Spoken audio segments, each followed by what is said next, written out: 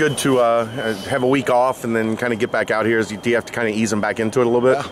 Maybe we should have eased them back into it a little bit, but no, I think we got to jump right back in. We got a different team than we've had in the past 2 years, and the maturity and the things that they've been through to bring themselves back and go out here in a good 2 hours and 25-minute practice.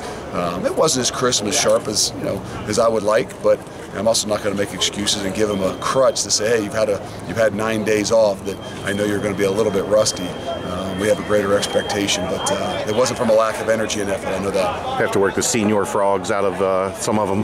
Well, I had some questions for guys that were around here. Sometimes the guys that go away realize they got to do some more things and get out and move, and sometimes the guys that stick around home sometimes are the ones that are most inactive, and I think that's what shows up more than anything.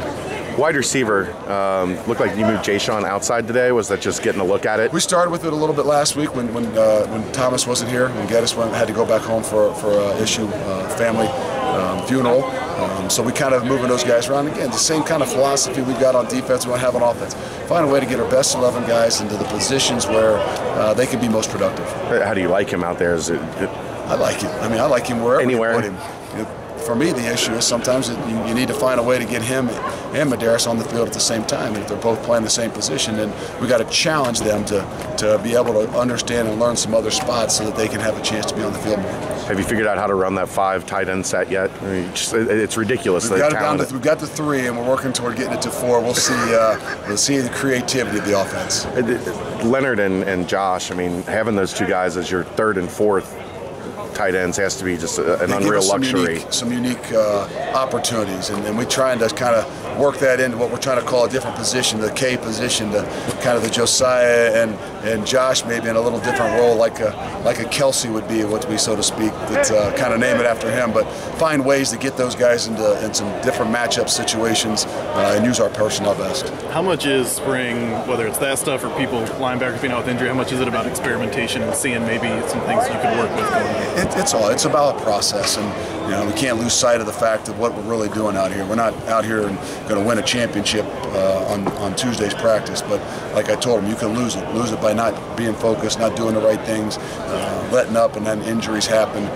So it's a process. That's a part of the process of getting guys in the right positions and trying new things, but we also want them to learn to play the game of football a little bit better. So it's all part of it. That's so Harper went out there for a couple of snaps when Ferg was out for a little bit, and it gives him an opportunity, but it also doesn't seem like you're going to take it easy on him when he's not there either. No, and we restarted on some situations, and it's like a Majay Sanders, who sometimes plays against maybe the second group a lot of times because he's with the 2s on defense, but we need to see him and to be able to evaluate him against Ferg and James Hudson and some of those other guys on the offense. In different lights. So, that's part of moving those guys and mixing them around and rolling the 1As and the 1Bs in there a little more.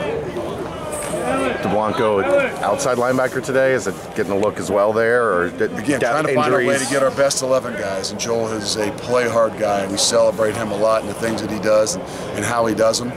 So he's had an opportunity to play a little bit more will linebacker, with Perry being out and B. Wright and a bunch of other guys. So we're just trying to find a way to get the best 11 and whatever combination we can do that. There's obviously certain guys that you're not pushing. You want to keep them healthy, and I know bowl practice, a lot of that was development of certain groups. What is the main goal you have coming out of spring? Number one thing is develop football players, and we're not really there's not a whole lot of guys on this team to be held back. We're not in that situation. Somebody could say, and Mike Warren, who's played a lot of snaps, thinks he's only a sophomore. We feel like we really got to continue to push him. B. Wright's played a lot of football. He's this is his 6th spring football, but in reality, if B. Wright wants to be the best in the league and have an opportunity to play on Sundays, he needs these 15 practices and he needs to continue to push himself. So it's harder for us. I've been in situations where you've had some of those guys where you say, hey, this is probably not a situation where we want to use this guy a whole lot in spring football. But for us right now, we got to continue to push. You got any plans Thursday night? We're hoping to get this entire crew over here to the big women's game against Butler on Thursday night. I've been unfortunate; I haven't been able to make the last one due to some other kids' issues. But we're going to try to get this place rocking and get the ruckus going and start hopefully with me and our team.